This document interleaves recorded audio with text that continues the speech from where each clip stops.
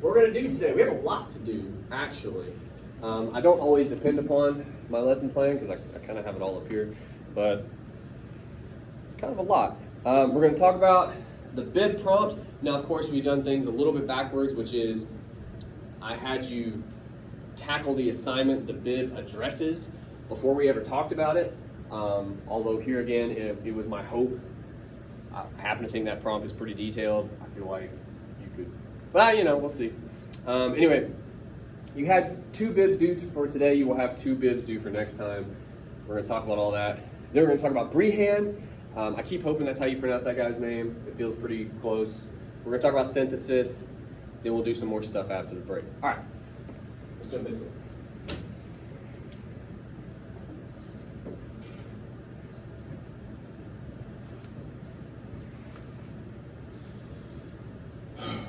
Oh, and I guess we'll say it right now too. I sent you guys I shared a blank document with you before class.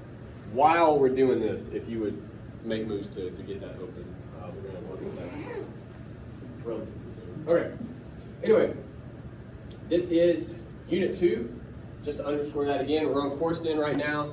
This is our paper prompt, and of course that is the Bib prompt right below it. I think that's a little bigger for you.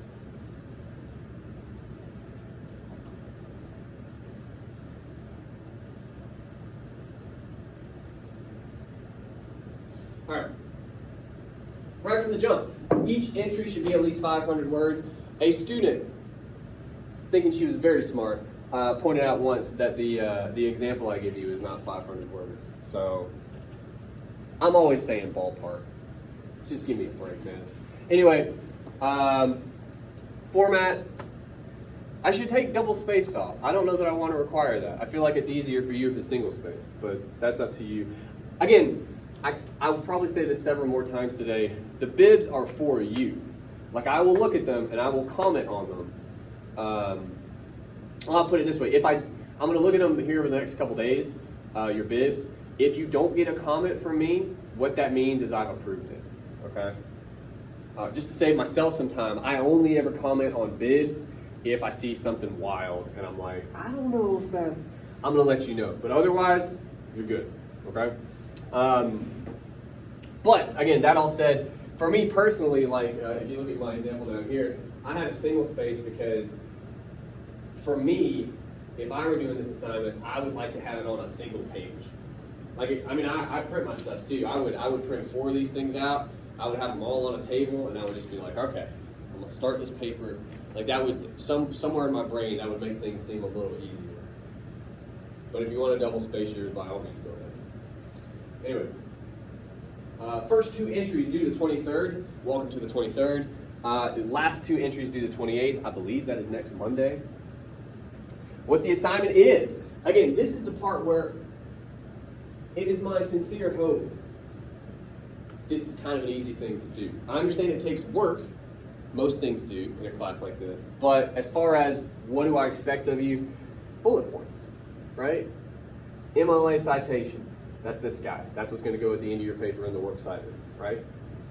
Summarize the information in 3 to 4 sentences. I've done that in here. Once you've summarized, everything after this is more up to you. This is a little trickier. This takes more work. Once you've summarized the source, reflect upon how it fits into your research. How does it converse with the other sources? Assess the usefulness. What does this mean? Think back to when we did the John Oliver example. I guess it was last week. And we lined up NCAA's talking points, sort of John Oliver's talking points. Those are 2 separate texts. But then for 10 or 15 minutes, I had you guys put those different ideas into conversation. Some of them directly disagree, that's pretty easy. But then after we made that move, I was like, all right, make 1 or 2 more. And you guys were able to do that actually pretty easily. That's what I'm talking about when I say, how does it converse with other sources? I understand too, at this point, you only have 2 bibs, Breihan and Diehard, mostly, right? If you haven't done any research probably. Well then, when you sit down to write the Diehard one, how does it connect to Breihan? Should be pretty easy because you wrote about it. Same is true of the inverse. How do you connect Breihan to Diehard? Well, he's talking about the movie. I mean, I imagine you could probably make some pretty easy connections. Yeah, that's what you do right here. Finally, Choose 2 quotations from your source. Explain why each one would be useful in your essay. I'm going to explain this a little bit with the example. So, first of all, why do I have you do all this? I have a couple reasons. Number one, again, it's notes for you, it's to help you. If you start with an MLA citation, do you know what this means you don't have to do right before your paper is due because all of you put it off until then? Your works cited entries. It's done for you. You just copy and paste that guy. Isn't that beautiful? Summary, I would hope, is self-explanatory. That is, rather than sitting down with all of your text, and I know this one is kind of short, it's 2.5 pages. Some of them will probably be longer. This is shorter still. The first half of this paragraph is a summary of I'm going to tell you, awesome article I found on professional wrestling. Passion work, the joint production of emotional labor in professional wrestling. It's all about how these guys are actors, and we know they are. I'm not messing with anybody's head around. We know that it's, not real because it's scripted. But we never think of these guys as actors, like they're putting on a play, with each other, and they're half naked and oiled, and it's a fight. That's a strange thing when you think of it like that. That's what the article's about. It's really interesting. Anyway, so the summary gets into that.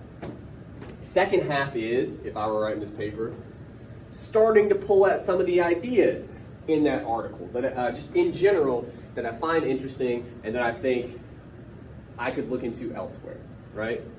Below that, the next 2 smaller paragraphs, I've pulled quotations, and this is important. I have set them up as if I were going to use them in a paper already. Why do I have you do that? Well, here again, if you sit down with 4 sheets of paper, each text, you don't really know where to start. You build the body of your paper, and I don't know, you have specific quotations, correctly cited, correctly integrated with context, and a little bit of analysis of each quotation. You could more or less pull that straight up from your bib, put it in a paper. You go find another quotation from another source you feel like jives with that somehow, you put them together, all of a sudden you're rolling. That's why I have you go through all these steps for these bibs, okay? Are there any questions about any of that right now? Yes? We use like a 5th source, quote, something like that. Do we have to do a bit more? No. In terms of what you owe me for homework, it's just the 4. I would suggest for you to do a 5th one. I think it would help you, right? But you don't have to. Other questions? Okay. Let's do something else. I guess I'll turn this off for a minute. Let's talk about Breihan. If you could, I imagine none of you printed it because I am older than you. I don't like looking at stuff on a screen. I like to print it. But if you would pull it up on something, and I imagine the phone here. Let's be real here.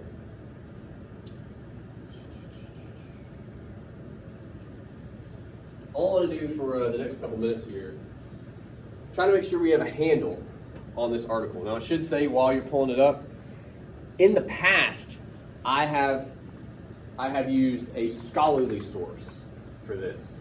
And there are scholarly sources on Die Hard. Believe it or not, Die Hard is kind of a big deal, even in academia, okay? But I think it was maybe as recently as last semester, I kind of decided, well, we'll talk about scholarly sources in here. If I'm going to give you one, I kind of want to show you that you can even use popular sources if it's a good one. I think this is.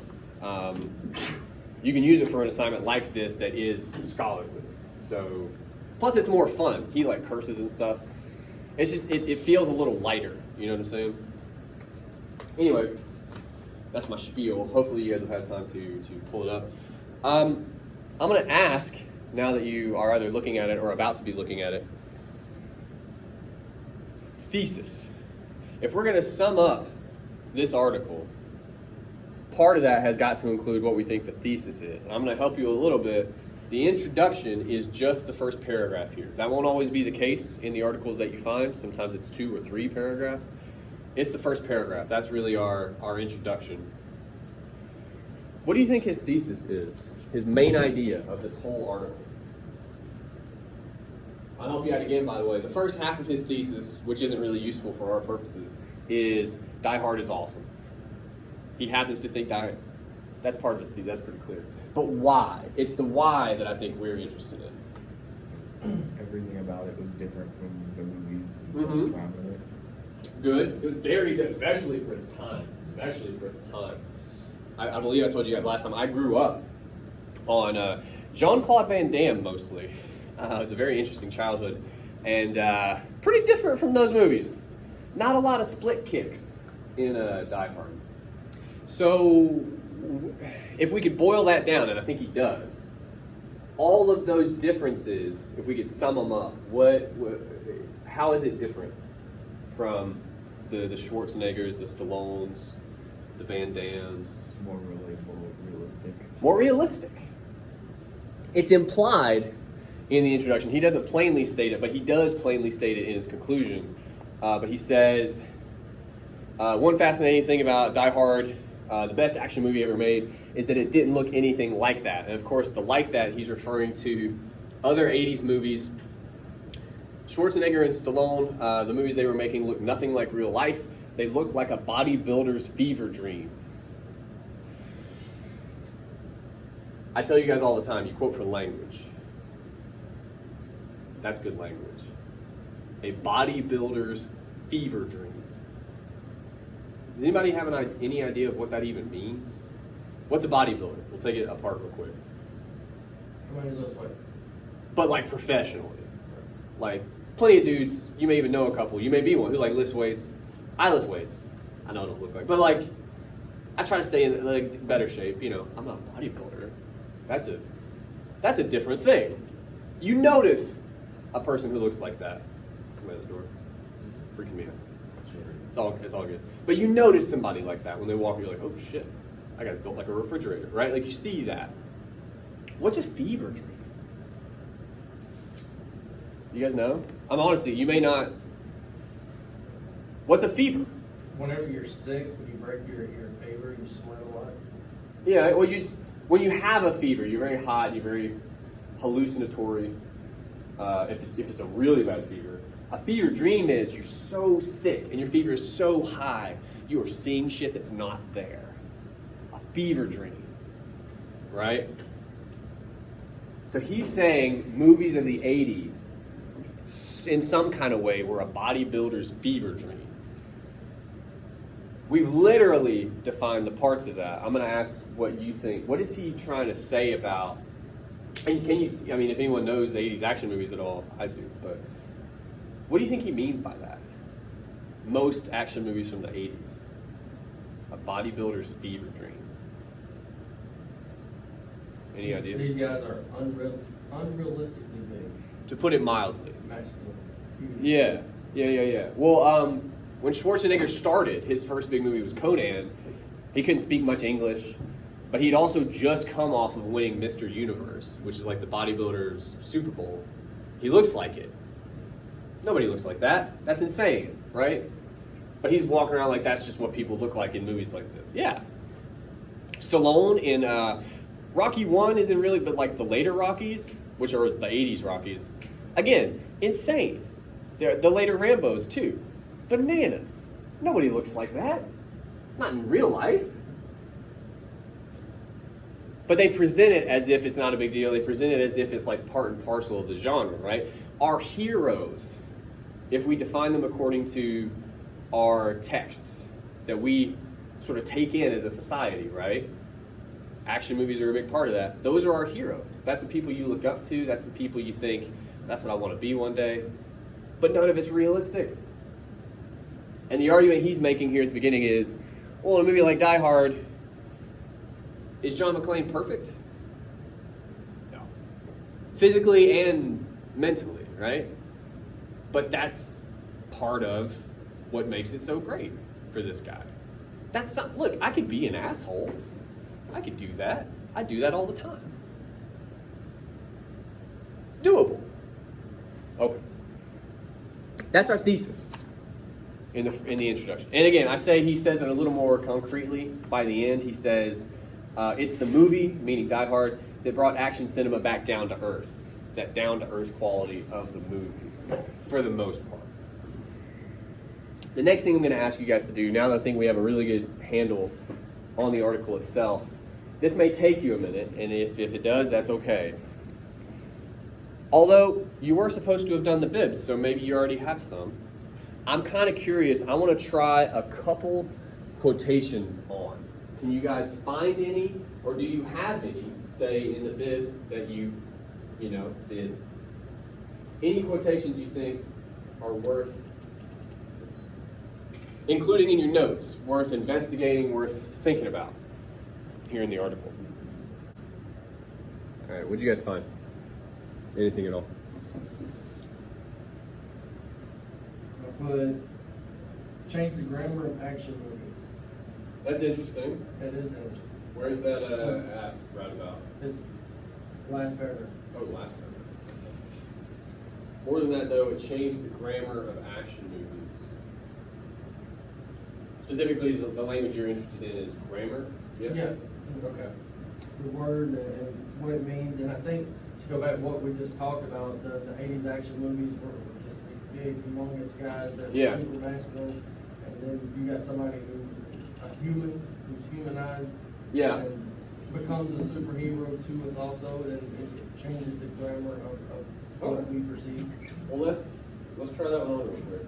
All right, so first of all, there we go. The full-ish quotation would be is.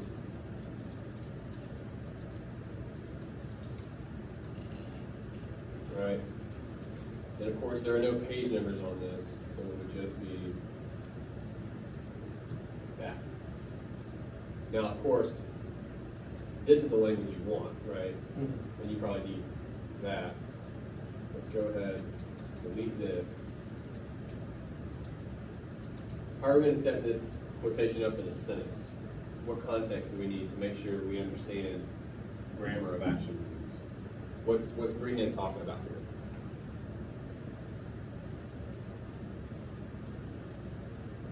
Oh, he was comparing the classic 80s movies to now, that we've seen that there can be a difference.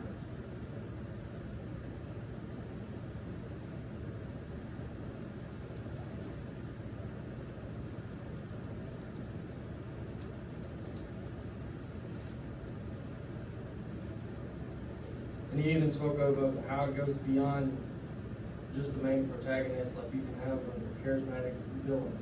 So, Okay.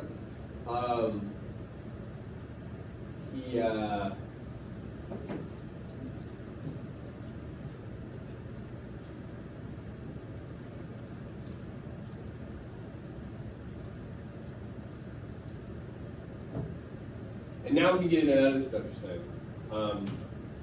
But to do that, as always, there's one step we're missing. Let's talk about the quotation itself real quick. We're digging into grammar, right? What on earth is grammar even? words. Kind of. Has something to do with words for sure. Sort of like a template on how to use words.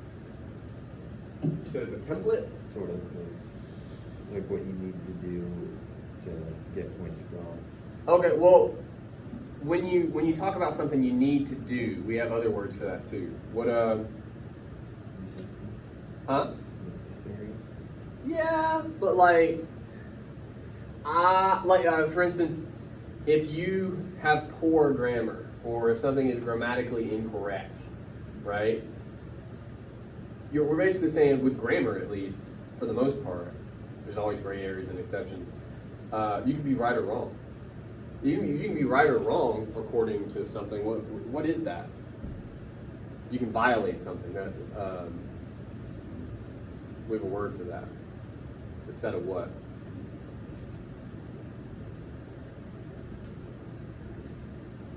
I'll give you a fun example. My son, he's 5. He's amazing. this is one of those stories. He is very free. He's very free. And you don't know what you have to tell little people. You have to tell them everything. We didn't know we had to tell him this. We caught him right before he did it. But last week, maybe 2 weeks ago, he walked over to the kitchen trash can, pulled his pants down, and we were like, "Hey man, what are you doing?" He's like, "Oh wow, okay, I'm sorry, I was gonna pee in that." What? My bad. He gave me the 5-year-old version of my bad, and then he went to the bathroom. Why don't you pee in trash cans? That's what we've been taught not to do. It's a rule. It's a weirdly specific rule, but it's a rule. There are places you do that. Kitchen trash can is not one of them. He learned that day. He learned that rule. We didn't know we had to teach him. Grammar is a set of rules, right? And you learn it. You get taught, mostly in elementary school, but all the way up probably till now. You learn rules. Breihan is saying we changed the rules, which is an interesting way to put it. And if you think about it again, before Die Hard, according to the argument he's kind of making, it does seem like they all follow the same set of rules. So let's start with that idea. The rules, I'm going to write this really poorly, but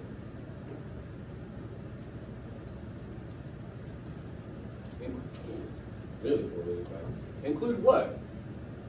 If we could briefly allude to, describe whatever grammar he's talking about. What are some of the rules you think when it comes to, and you may not be as familiar as some other people, but we've all seen at least one. If you've seen one, you've seen them all, 80s action movies. What do they look like? How do they work? You gotta be massively muscular. Huge guy.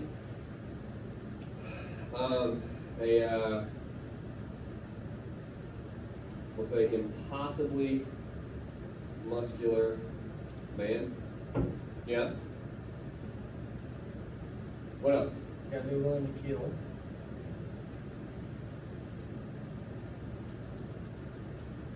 Do they kill willy-nilly or Brutally. they only kill bad guys? Right? They will do it, but it's only like they again rules. Otherwise, it's like slasher movie, for example. Who's willing and able to kill the bad guys? We can cap this list off.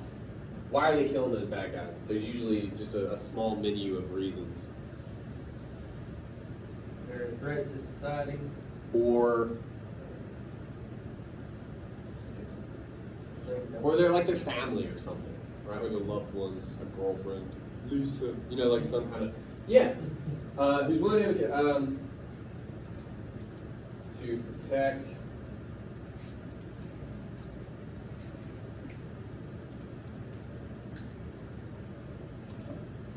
okay, pretty good. Now, what we've given ourselves with that single sentence is a little bit to run off of with Die Hard. And we can still talk about this quotation some. I'm not saying we leave it strictly behind. But the point I'm making is, by beginning to dig into it, we've given ourselves an opportunity, I think, to bring in another text, right? And then, right now, the only one we have is Die Hard. Can we talk about Die Hard with any of this in mind? Breihan is saying the rules for typical 80s action is impossibly muscular man who's willing and able to kill the bad guys to protect their country or their loved ones. Which is, I should say his, because I have a singular, actually, I'll do it this way, less words.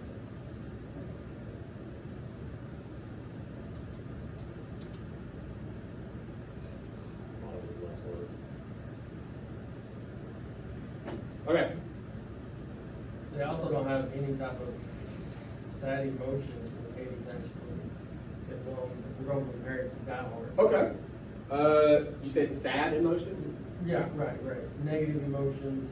Can you think of any, let's get a little, if we're going to bring in Die Hard, we got to be, in the same way we're quoting this text, we have to basically quote Die Hard. And again, it's a film You could directly quote it, or you could allude to something from a scene, right? Tell her I was sorry. Good. I was hoping you would do that. Defeat. What's up? Defeat. Like they don't show defeat or any kind of like. Well, it's both of those, right? For a second, I thought you were saying the feet, which is funny because it's in that scene too. But when he's in the bathroom, probably at his lowest, right? Pulling the damn shards out of his feet, which is but yeah, he tells Al basically, tell her I'm sorry, because he's basically saying what? He doesn't think what? He's gonna live. Why not? Like, he's willing to sacrifice his life. He is, but he also realizes It's an impossible task. it's kind of an insane thing he's trying to do right now. Yeah. And I would argue, and we're going to write all this down so we have to remember it for a minute, that's part of the change in grammar too, right? These guys, mostly, don't really doubt themselves, you know? Even, and the article talks about this too, in The Predator, if you're awesome movie, Arnold Schwarzenegger at his most human in the 80s, but he's still jacked to hell. Like, it's ridiculous. But in the end, it's him versus this alien hunter super being. And you do see Arnold Schwarzenegger a little scared. Like, it's interesting. But he also whoops his ass in the jungle. It's kind of... He doesn't really doubt himself. There's no like, oh, I don't know if I can. It's like, fuck that. I'm going to cover myself in mud. I'm going to get his ass. Like, that's his moment. Very different. Right? We can talk about any and all of that. So, this is best... Can't talk in text. This is best illustrated by McLean's... what are we going to call that?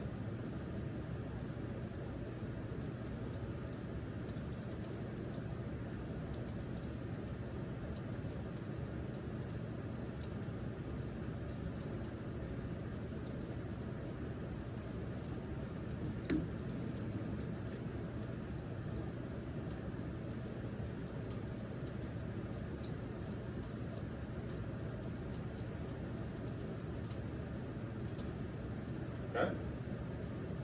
And again, just so I'm not just typing, you guys are just looking at me silently. We talked about this. Why? I gotta fix that. I don't know why I kept that. Why is he pretty sure he's not going to make it? He's got a bunch of injuries and. Okay. It's an arduous task. He still has To put it mildly. At this point,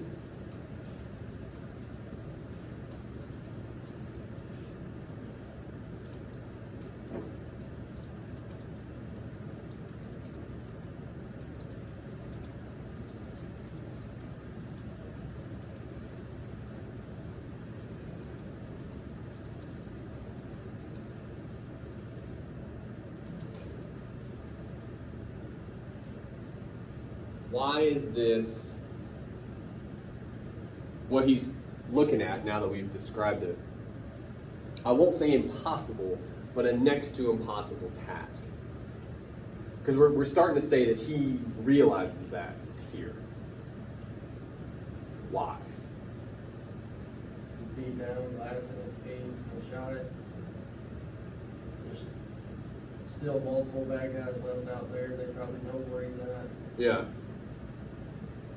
But why is that an extra? Like, because what we have to make sure we explain in these other movies, that he's fine. There's no real doubt, right? The movie's never in doubt. Here we're trying to say maybe not. Why? Why is he not sure? Why could you argue potentially if you've never seen the film, and that's hard for us because we had. But if you, the first time people saw this movie, 1988, he's there in the bathroom. coming as close as maybe a guy can in a movie like this to crying. Do you know what I'm saying? Like, it's like that. He gets a little choked up when he's doing this. He could die, maybe. You know? Like, how do we know that? We've got the glass, that helps. But say he's in perfect shape. I would argue he's still... Because he's human. He's humanized. Yeah. And what's that human being up against? If we could describe it. A bunch of people with guns. Yeah, so impossible odds. Like the odds are not in his favor or something, right?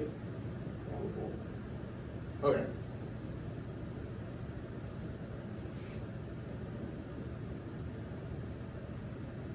Anybody?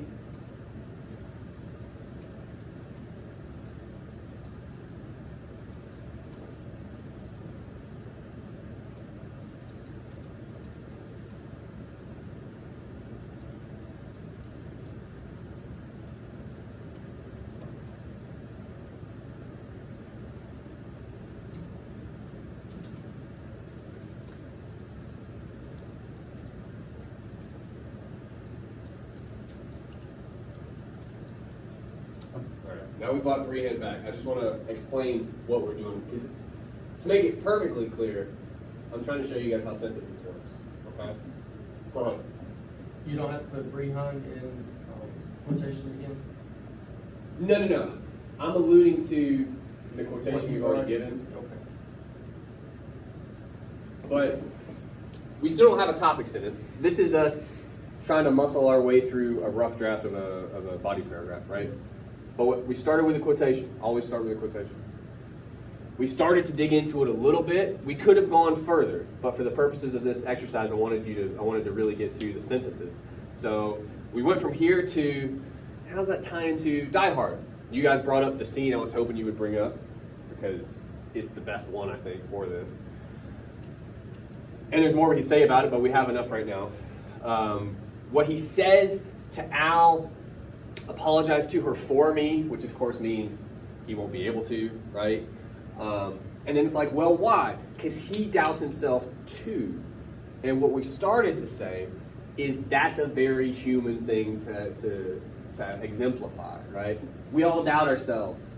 Part of being a person. You're just like, I don't know if I can do that. I mean, that happens all the time. But we're saying, now that we brought it back to grammar, this is somehow a change in those rules. How is it a change in those rules? How does McLean's self-doubt set him apart from the Terminator or Conan, Predator, or the later Rocky movies? Rocky at one point beats up Mr. T. The 80s made no sense.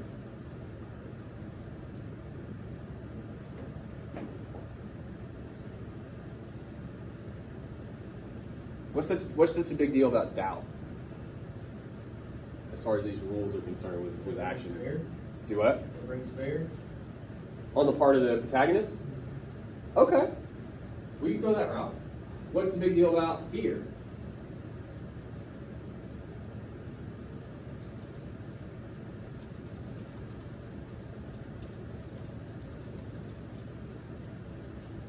It's not as masculine. Oh, that's interesting. Okay. So we're basically saying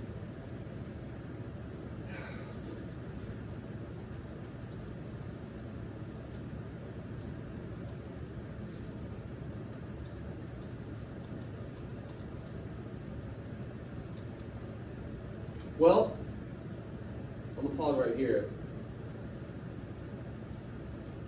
I think you could argue we see fear in other action movies, but where do we normally see it? Who do you see that is sometimes afraid in an action movie? Like civilians or just Civilians and the bad guys. Civilians are afraid because they're basically sheep in these movies. remind me of sheep in a second, real talk. There's a note, I have a sidebar on that. But civilians who are like fodder, and occasionally you'll see the bad guys go, wait, he killed how many of our guys? One guy? And there's less of us now? I don't like this, right? And of course, for the audience, you're like, oh yeah, because he's a bad motherfucker. Like we're like, yeah, go get him. And it's cathartic for an audience and all of these things. But yeah, that's a change in the rules too. Another fear isn't part of the equation.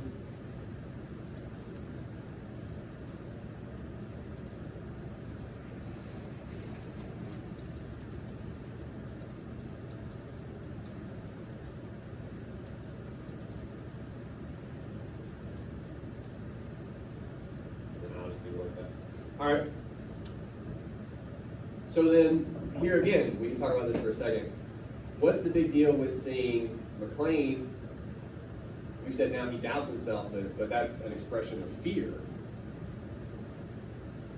What's the big deal with him being afraid? Or what's he afraid of? We could also think about. Dying, it's not very, well, superheroes don't Letting typically everyone else think that down. way, that it's not nearly as masculine as what we've been told. Well, and we can talk about some of that, but I'm trying to broaden our horizons here just a little bit, our opportunities. Think about that scene. We paraphrased the scene is how I would describe this, which again, you can do with films sometimes, because you can't quote the whole thing. It's huge if you were to quote it. That'd be bananas. So we described the scene itself, the gist, we talked about it, but what I'm saying is, think now, and we may have to quote some of it, potentially. I would begin to argue to you guys, he is afraid he's going to die. He alludes to that. But what else is he talking about? What does he ask Al to do? What else is he, could you argue, afraid of, aside from his death? Losing his wife. And family. Okay. If he dies, and they get out somehow, well, he still lost him because he's dead. That's a fear for sure. Which, weirdly kind of ties into our earlier rules, right? But here he's thinking, along with the doubt that we've already talked about, he may get killed and he loses anyway, right? Like he may accomplish what all the other action heroes want to accomplish, but he may have to do it in a very, very different way.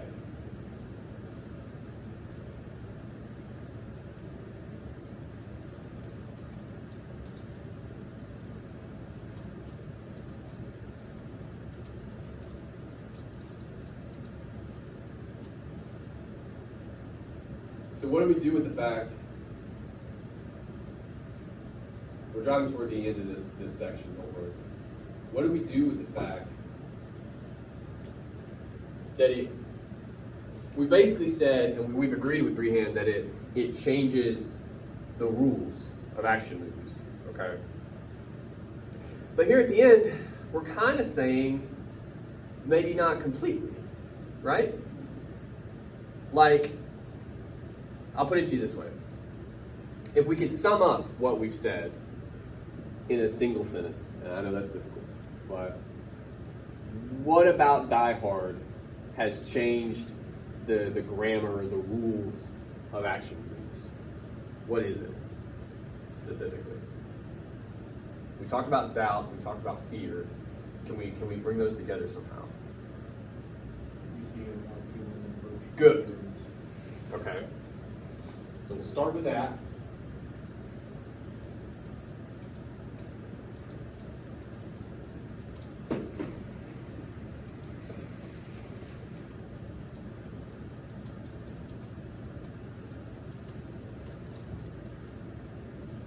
Okay.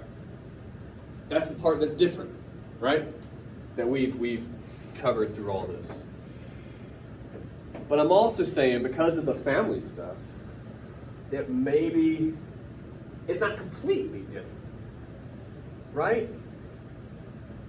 How do we talk about or admit maybe here at the end that some of it's the same.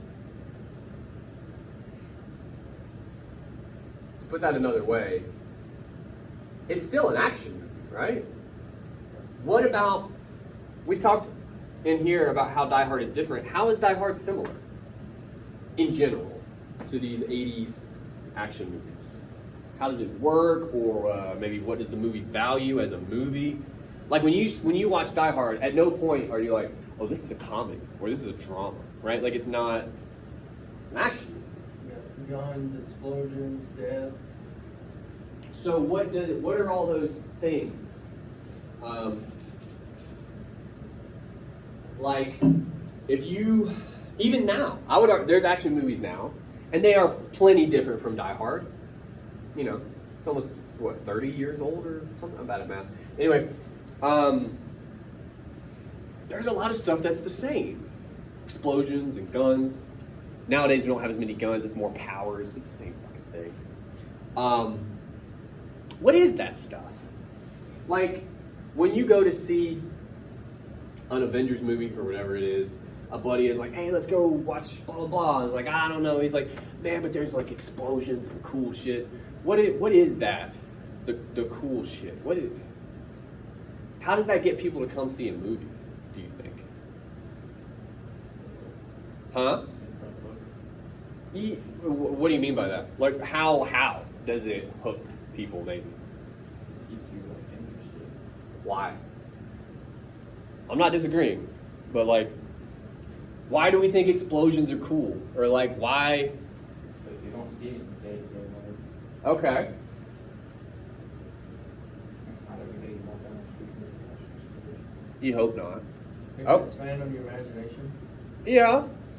Well, so we need a word basically, and you guys may not have it as available as I do. But what's up? Fantasies? Kind of, but it's like I like the idea. It's something you don't see every day, right? Like it's something out of the ordinary that catches your attention, like rubberneckers, right? If you're familiar with that term. If you see a wreck, a lot of people are like, none of them are like, well, maybe I could help. They're not. They want to see it. It's out of the ordinary. It's interesting. It's a spectacle. Right? It is something worth seeing. Entertaining sheerly by way of seeing it. There's not usually a lot of dialogue with an explosion, right? There's not a lot of like character development. It's just, we're like, cool. Right? Spectacle. This movie's got that. It's got plenty of it. What's interesting about that to me, taking it all the way back to how we started, Breihan says it changed the grammar of action movies, and we've talked about that. But one kind of hole we could poke in the article just a little bit here at the end of this discussion is I don't know that it completely changes the rules, right? There's a lot of action, just straight up action stuff in this movie, right?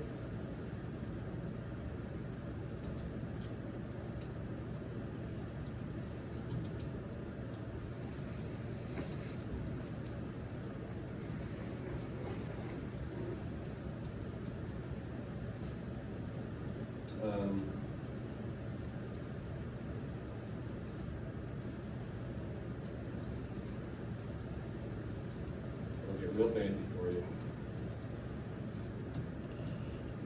Okay. So what have we done? Again, one quick note I'll make for you. If we had other sources, which we don't, right, for this exercise, there's plenty of opportunities in here to bring in somebody else too. But even right now, we started with a single quotation, we alluded to another quotation, and we talked about both. That's what synthesis is, okay? That's why I keep, or rather, when I talked about the prompt, whenever that was, I explained to you guys, you can do block format, which is one source per quotation, but I think it makes your job very difficult. So I teach alternating, which is, let's cover ideas. And then whatever texts talk about that idea, go into that paragraph. What's our idea here, now that we have all this up? What are we saying about the movie, basically? I think it's pretty specific. How unique it is for superheroes. It's unique in that it's more realistic, but it still has the similar aspects of these unrealistic action movies. So right now, we have a working topic sentence. It is something, you said it's realistic. I'm going to get that down. What did you say? The movie is greatly more is more realistic than movies of its time, with more human characters and emotions, yet still holds some of the cliches and such of the films around it too.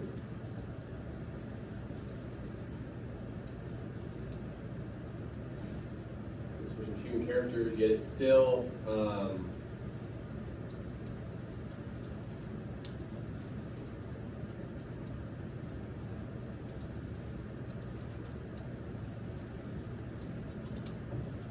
as always, I'm not in love with that topic sentence. It's not the best one I've ever written, but it was a rough draft. I think that in many ways ties into the kind of argument we've built, right?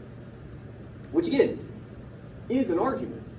Does this film have human characters? Yes, but I think you'd have to prove it to somebody.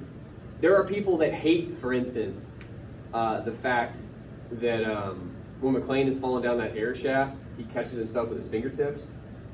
That's like, No way.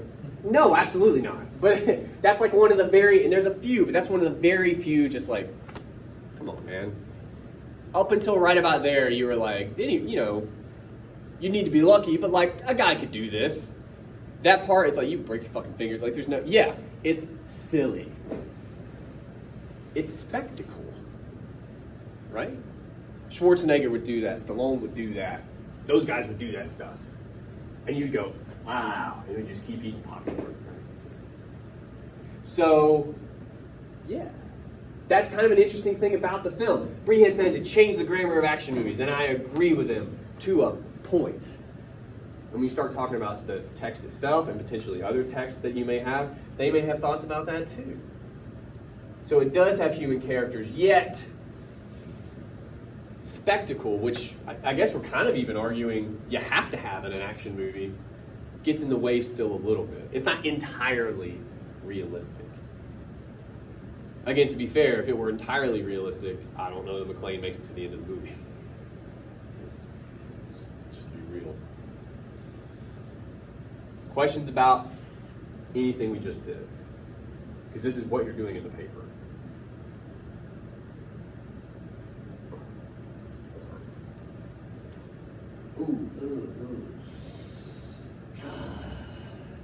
All right, I don't think we have time to do another paragraph, so I'll turn that off.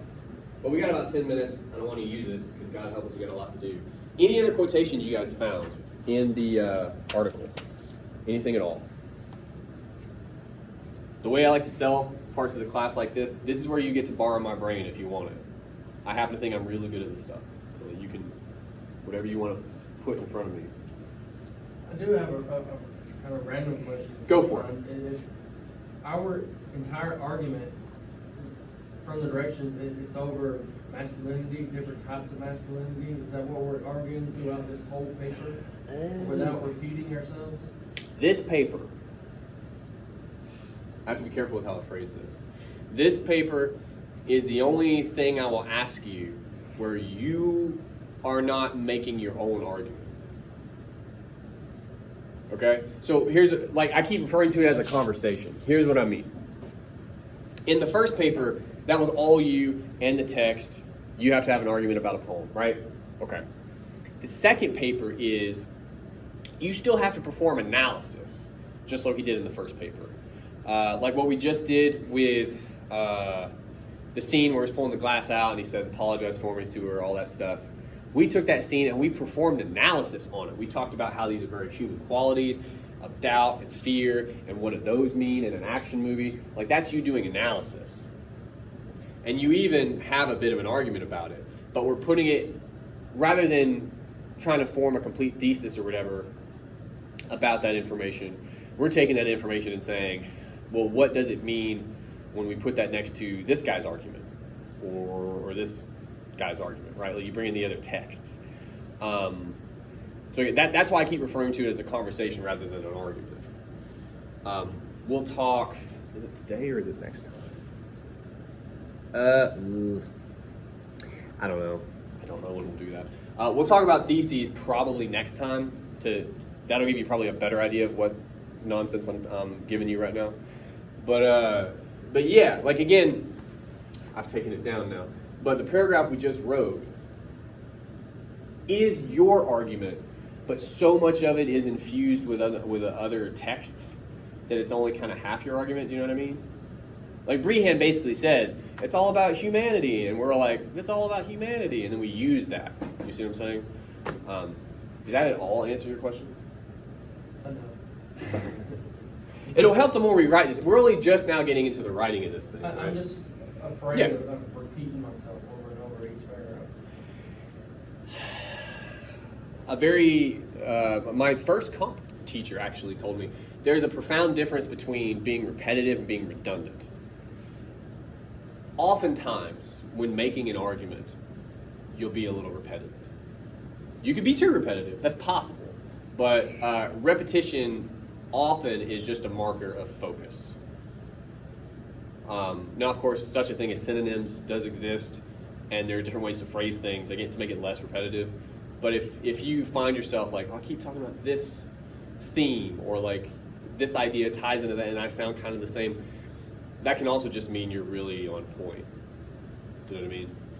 When in doubt, you can send me something, I'll look at it. You know, we talk about it. So we don't necessarily have to choose if we prefer Stallone or...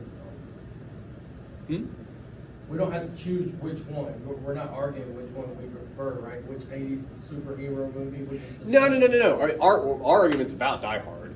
Right. But it's... all of your papers will be different after this weekend because you'll all have different sources you found. But...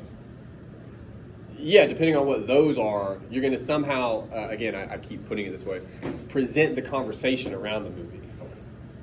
Like Breihan will help you do that because he talks directly about the film, but then whatever else you find is going to change that for each one of you. But it's probably going to come down to questions of humanity. It's probably going to come down to questions of, maybe spectacle, which is what we talked about. Yes. Okay. Any other quotations you guys found? In the next 5 or 10 minutes. Is affable cartoon character. Oh yeah, Argyle would call him a cartoon, which is interesting and potentially a little bit insulting. What's the deal with calling him a cartoon, you think? Does he seem cartoonish to anybody? I just thought he was really nice. Why call him a cartoon? What is he implying there? Immature. Yeah, we have an association with childhood. We talk about cartoons for sure, and Argyle is probably a little bit that.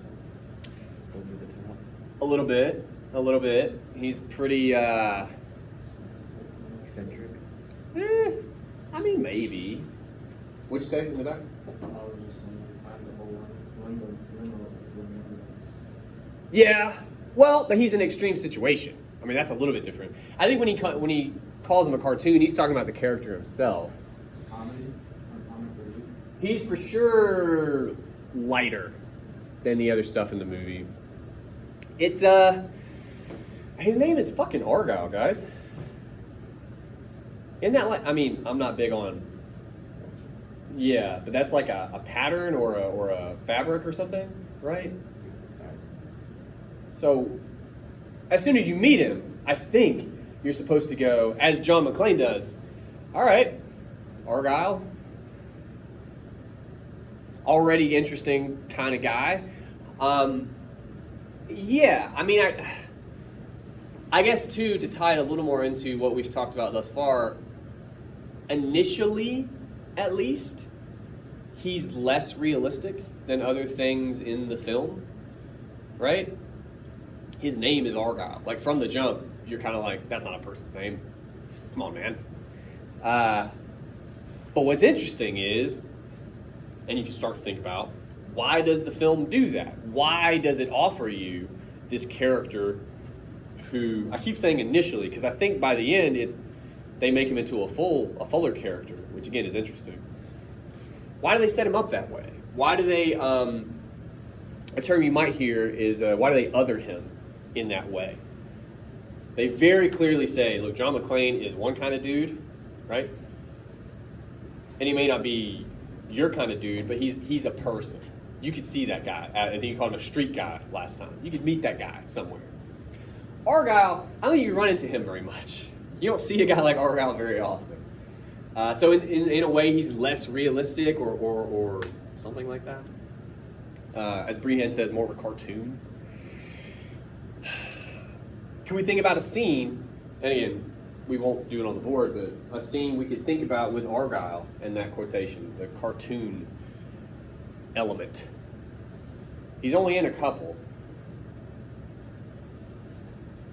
They're having a shootout with them, sitting in the car listening to loud music and. He's on the phone, the car phone. Girl. And you can't hear it, right? He keeps saying, oh, Argyle, tell me you heard that. Tell me you heard the shots. Mm-hmm. That's very good. That is probably him at his most cartoonish. Why does it give us that scene? Already, I'm thinking, one thing you said, comedic relief. It's funny. Why is it funny? Though. What's funny when we cut to Argyle? McClane is like, oh, please, God, help me, Argyle. And you see why is that a little bit like, ha? Because he's clueless. He's oblivious to All the action going around. the insanity he's surrounded by.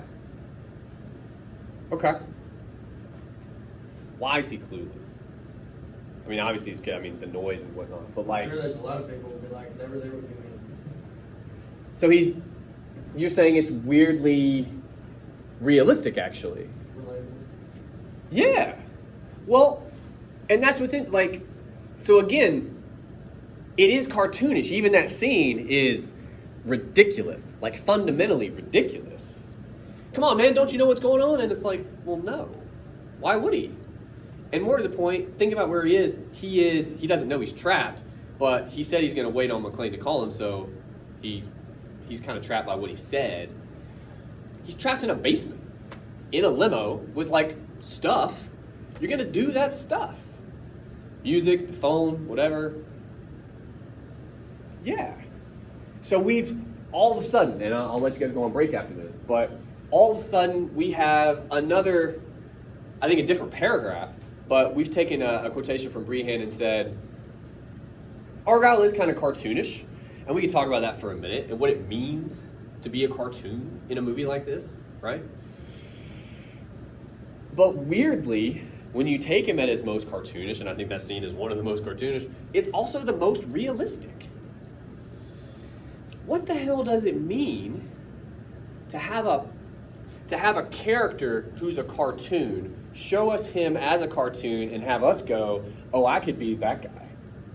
That's actually very real. That cartoon is very realistic, right? What on earth might that imply? To have a cartoon be human.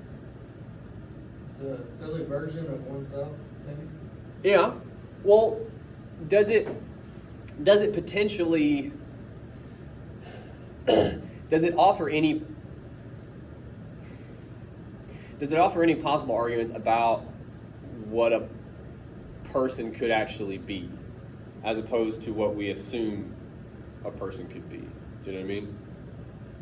If you look at a cartoon and identify with a cartoon, right?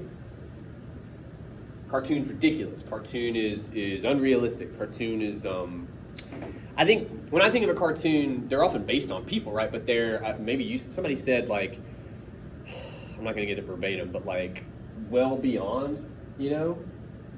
Like, over the top, thank you, that's what you said. What does it mean when you identify with that over the top scene? He's got his sunglasses on too, I believe. He's in a car. What the hell do you need sunglasses?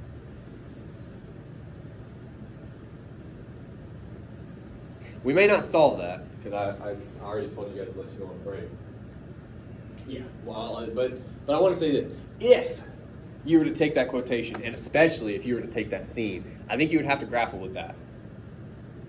Because all of a sudden, on the one hand, we're agreeing with Breihan and we supply a scene that depicts that. But in so doing, I mean, you were very quick to say, oh, but that could be me for sure. I think, yeah. Then it's like, well, then what might the film be saying about how people really work? You'll hear people sometimes like, oh, if I was there, I'd call the cops. And it's like, would you? If you didn't know. Yeah, like, or would you own. instead be distracted somehow and busying yourself and not as like on top of shit as you like to tell yourself you would be, right? Definitely wouldn't be expecting what's actually happening. No, because there's no reason to, right? But one question that kind of presents itself, and then I'll let you go on break, is like, this is an action movie that's supposed to be more realistic. McClane is there, and it's lucky he's like trained and all that stuff. But he also is just there, like it's by chance. It's even, you could argue, like he's lucky to get out at all. Like in that first scene when he runs like real quick and doesn't get caught with violence. If he gets caught there, the movie's over. There's no movie. And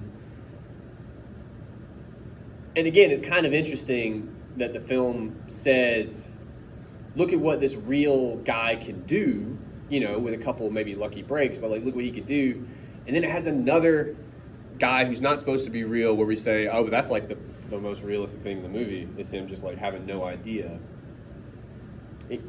I think it pokes some kind of hole in what we think is possible or plausible for a human being in crisis.